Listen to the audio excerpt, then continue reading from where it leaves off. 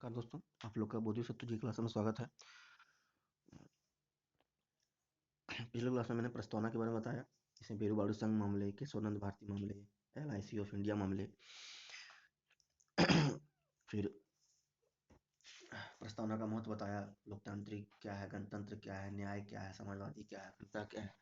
तो आज का टॉपिक क्या है? संघ एवं उसके राज्य क्षेत्र, यूनियन एंड इट्स टेरिटरी। तो संविधान के भाग 1 के अंतर्गत अनुच्छेद 1 से 4 तक में संघ एवं इसके क्षेत्रों की चर्चा की गई है। संविधान के भाग 1 के अंतर्गत अनुच्छेद 1 से 4 तक में संघ एवं इसके क्षेत्रों की चर्चा की गई है। अनुच्छेद 1 में कहा गया है कि इंडिया यानी भारत बजाय राज्यों के समूह या राज्यों का संघ होगा। क्या होगा? राज्यों के समूह या राज्यों का संघ होगा।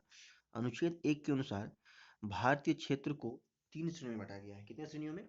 3 श्रेणी में। एक राज्यों का क्षेत्र, एक संघ क्षेत्र और तीसरा ऐसे क्षेत्र जिन्हें किसी भी समय भारत सरकार द्वारा अधिकृत किया जा सकता है। तो कौन कौन सा हो गया? राज्यों के क्षेत्र, संघ क्षेत्र या ऐसे क्षेत्र जिन्हें किसी भी समय भारत सरकार द्वारा अधिगृहित किया जा सकता है। अतः राज्यों एवं संघ शासित राज्यों के नाम जैसे हो गए, उनके क्षेत्र हो गए। विस्तार को संविधान की पहली सूची में दर्शाया गया है।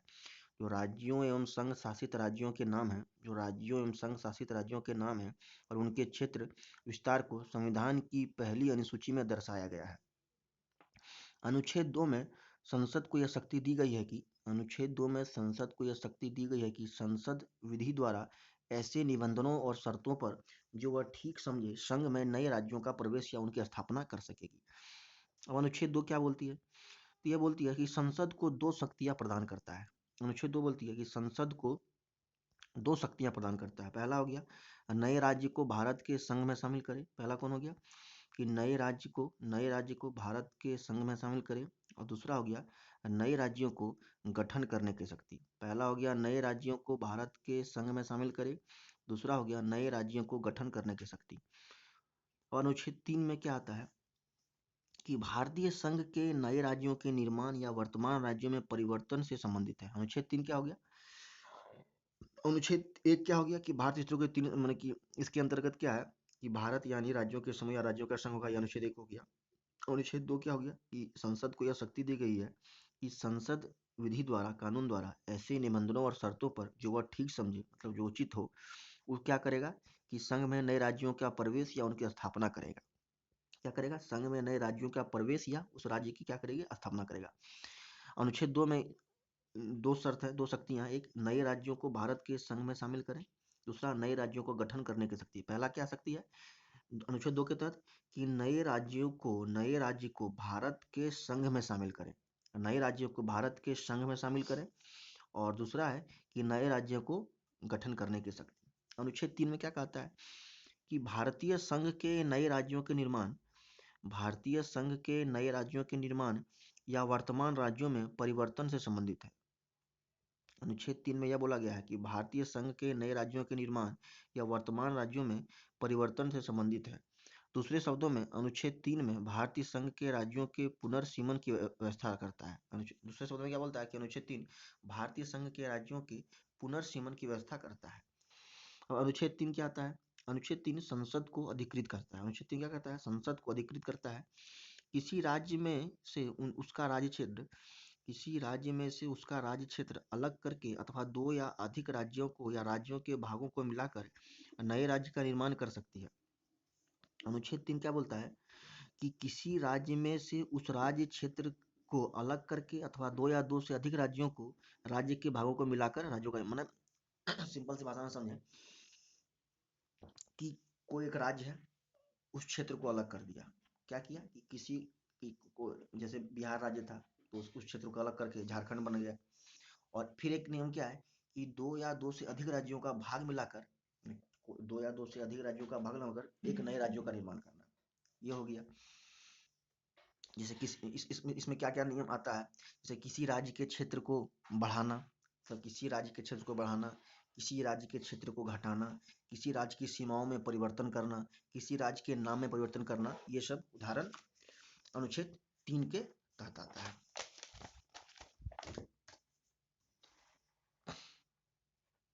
फिर इस तरह यह स्पष्ट है कि संविधान संसद को यह अधिकार देता है कि वह नए राज्य बनाने, उसमें परिवर्तन करने, नाम बदलने या सीमा में परिवर्तन राज्यों के बिना अनुमति के कर सकती है। इसमें संविधान संसद को यह अधिकार देता है कि वह नए राज्य को बनाने, उसमें परिवर्तन करने या नाम बदलने या सीमा में परिवर्तन करने की बिना अनुमति के कर सकती है। ये संसद को शक्ति है। दूसरे शब्दों में, संसद अपने अनुसार भारत के राजनीतिक मानचित्र का पुनर्निर्धारण भी कर सकती है। इस तरह भारत को विभक्त राज्यों का अविभाज्य संघ कहा गया है। क्या कहा गया है भारत को? भारत को विभक्त राज्यों का अविभाज्य संघ कहा गया है, क्योंकि पावर जो रहती है वो संसद के पास रहती है। इस सब का राज्य को निर्माण करना, राज्य के क्षेत्र को घटाना, नाम बदलना। इसके ठीक विपरीत अमेरिकी संघ सरकार नए राज्यों का निर्माण या उनकी सीमा में परिवर्तन बिना राज्यों की अनुमति के नहीं कर सकती है। मतलब भारत के ठीक उल्टा नियम कहाँ है? अमेरिका में है। भारत में कोई राज्यों का परमिशन लेना की जरूरत नहीं है, और अमेरिका में राज्यों की अनुमति लेनी आवश्यक है। इसलिए अमेरिका को अविभाज्य राज्यों का अविभाज्य संघ कहा गया है। भारत में अविभाज्य क्या कहा गया है? विभक्त राज्यों का अविभाज्य संघ। विभक्त राज्यों का अविभाज्य संघ। और अमेरिका में कहा गया है अविभाज्य राज्यों का अविभाज्य संघ। अनुच्छेद 4 में क्या है? तो अनुच्छेद 4 में स्वयं यह घोषित किया गया है कि नए राज्यों का प्रवेश या गठन, तो नए राज्य का जो प्रवेश या गठन होगा वो अनुच्छेद 2 के अंतर्गत होगा, और नए राज्यों के निर्माण, सीमाओं, क्षेत्रों, नामों में परिवर्तन अनुच्छेद 3 के अंतर्गत अनुच्छेद 368 के तहत संशोधन नहीं माना जाएगा। यह अनुच्छेद 4 में आता है। और जून 1948 में भारत सरकार ने एस के धर की अध्यक्षता में भाषाई प्रांत आयोग का नियुक्ति किया था। किसके अध्यक्षता में? एस के धर। और अक्टूबर 1953 में भारत सरकार को भाषा के आधार पर मद्रास से तेलुगु भाषी क्षेत्र को पृथक कर आंध्र प्रदेश का गठन किया गया था। मैंने पहले मद्रास था, तो मद्रास से नहीं था, उससे अलग करके क्या किया? आंध्र प्रदेश तेलुगु भाषी क्षेत्र है, उसको भाषाई क्षेत्र पर पहला राज्य का गठन जो होगा आंध्र प्रदेश का 1953 में हुआ। कौन सा भाषा बना? ये तेलुगु भाषी क्षेत्र बना। अतः 1 नवंबर 1956 को 14 राज्य और 6 केंद्र शासित प्रदेशों का गठन किया गया। 1 नवंबर 1956 को 14 राज्य और 6 केंद्र शासित प्रदेशों का गठन किया गया। इसमें पहला आ गया महाराष्ट्र और गुजरात। ये 1960 में द्विभाषी राज्य मुंबई को 2 पृथक राज्यों में विभक्त किया गया। इसका आप लोग कोड वर्ड भी याद रखिएगा, जैसे गम, गुजरात और महाराष्ट्र। तो ये 1960 में पृथक हुआ। और महाराष्ट्र मराठी भाषा के लिए बना, और गुजरात गुजराती भाषा के लिए बना। और गुजरात जो बना वो भारतीय संघ का 15वां राज्य बना। कितना राज्य बना? 15वां राज्य बना। अतः दादर एवं नगर हवेली तो 10वें संविधान संशोधन द्वारा 1961 में इस संघ शासित क्षेत्र में परिवर्तित कर दिया गया।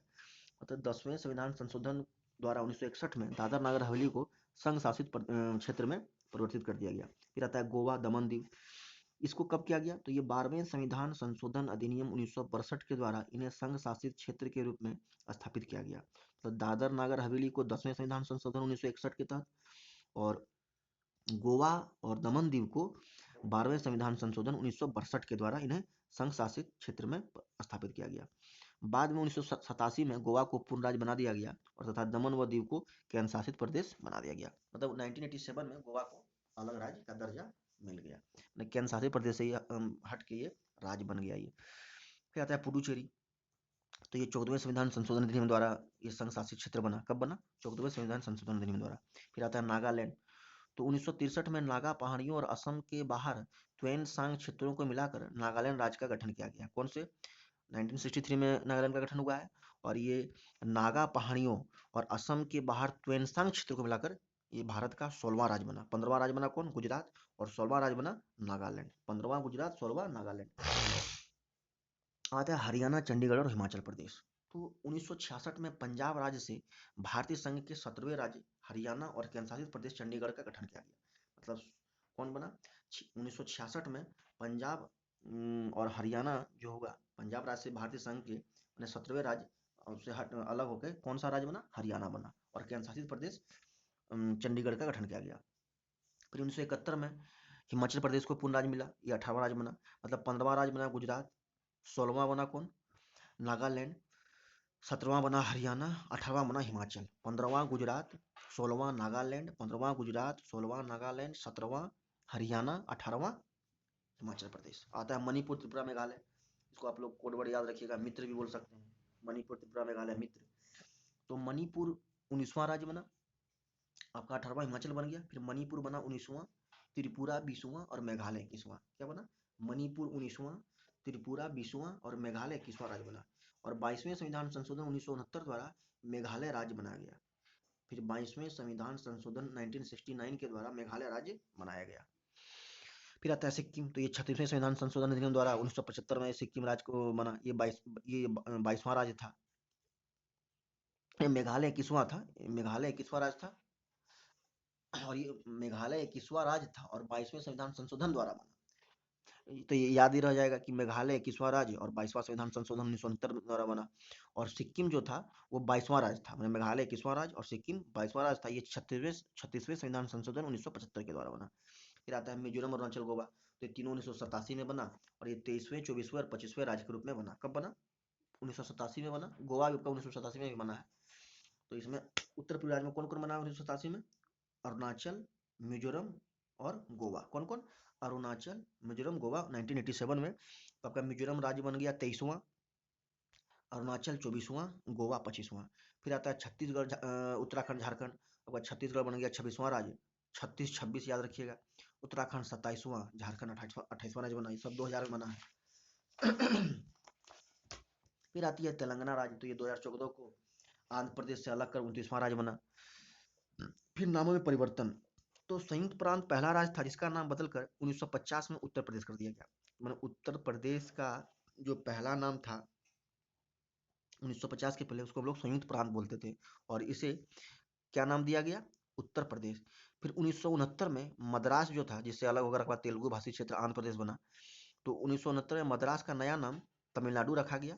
और इसी तरह 1973 में मैसूर का नया नाम कर्नाटक रखा गया। मतलब पहले तमिलनाडु के पूर्व का नाम क्या था? मद्रास था।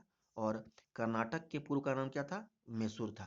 तो मद्रास का नाम जो तमिलनाडु रखा गया 1969 में रखा गया, और मैसूर का नाम जो कर्नाटक रखा गया वो 1973 में रखा गया। फिर 1973 में ही लाकाद्वीप, मिनिकॉय एवं अमीनी द्वीप को, तीनों को जोड़कर एक नाम रखा गया, इसका नाम रखा गया लक्षद्वीप, 1973 में ही। तो याद रखिएगा दोस्तों, 1950 में यूपी का नाम रखा गया, 1969 में तमिलनाडु, 1973 में कर्नाटक, 1973 में ही लक्षद्वीप। फिर 1992 में संघ शासित प्रदेश दिल्ली का नया नाम राष्ट्र राजधानी क्षेत्र दिल्ली रखा गया 1992 में। फिर यह बदलाव 69वें संविधान संशोधन अधिनियम 1991 के द्वारा किया गया। तो दिल्ली को जो संघ शासित राजधानी क्षेत्र बनाया गया, वो कब बनाया गया? 69वें संविधान संशोधन 1991 के द्वारा। फिर 2006 में उत्तरांचल का नाम बदलकर उत्तराखंड कर दिया गया। फिर 2006 में ही पांडेचेरी का नाम बदलकर पुडुचेरी कर दिया गया। फिर 2011 में उड़ीसा का नाम बदलकर ओडिशा कर दिया। उड़ीसा का नाम बदलकर क्या कर दिया? ओडिशा कर दिया। तो 50 में मद्रास तमिलनाडु, 69 में मैंने 50 में संयुक्त प्रांत उत्तर प्रदेश, 69 में 1969 में मद्रास तमिलनाडु, 1973 में मैसूर कर्नाटक, 1973 में ही लाकाद्वीप, मिनी द्वीप को मिलाकर लक्षद्वीप। फिर 2006 में उत्तरांचल को उत्तराखंड। फिर 2006 में पांडिचेरी को पुडुचेरी। फिर 2011 में उड़ीसा को ओडिशा। फिर संघ एवं उसके क्षेत्रों से संबंधित अनुच्छेद, जैसे अनुच्छेद 1 आपका आ गया, संघ के क्षेत्र का नाम जो है अनुच्छेद 1 के तहत है। फिर अनुच्छेद 2 के तहत नए राज्यों का नामांकन व स्थापना है। फिर अनुच्छेद 2 के तहत सिक्किम संघ के साथ संबंध जो था वो निरस्त कर दिया गया। फिर अनुच्छेद 3 के तहत नए राज्यों की स्थापना तथा मौजूदा राज्यों के क्षेत्रफल, सीमा, नामों में परिवर्तन है। फिर अनुच्छेद 4 में क्या है कि अनुच्छेद 2 व 3 के अंतर्गत बनाए गए कानून जिनके द्वारा पहली तथा चौथी अनुसूची के मामलों में संशोधन किया जा सके, ये अनुच्छेद 4 के तहत। अनुच्छेद 4 के तहत क्या है कि अनुच्छेद 2 और 3 में उसकी सीमाएं हैं, जो उल्लेखित है, उसी के तहत कानून के द्वारा पहली या चौथी अनुसूची के मामलों में संशोधन किया जा सके, वो अनुच्छेद 4 के तहत है। तो इस प्रकार दोस्तों मैंने कौन से राज्य का गठन कब किया गया, उसके बाद संघ क्षेत्र क्या है, संघ शासित क्षेत्र क्या है, कब किसका नाम चेंज हुआ, तो इस वीडियो के माध्यम से आप लोग जाने। तो और इस वीडियो को आप लोग अच्छी तरह से समझें, और बहुत इंपॉर्टेंट टॉपिक है ये। और इस चैनल को आप लोग बहुत सारा प्यार दें, और इस चैनल को आप लोग शेयर करें, लाइक करें, सब्सक्राइब करें, कमेंट करें, और कमेंट करके बताएं क्या डाउट है। तो धन्यवाद दोस्तों। जय हिंद, जय भारत।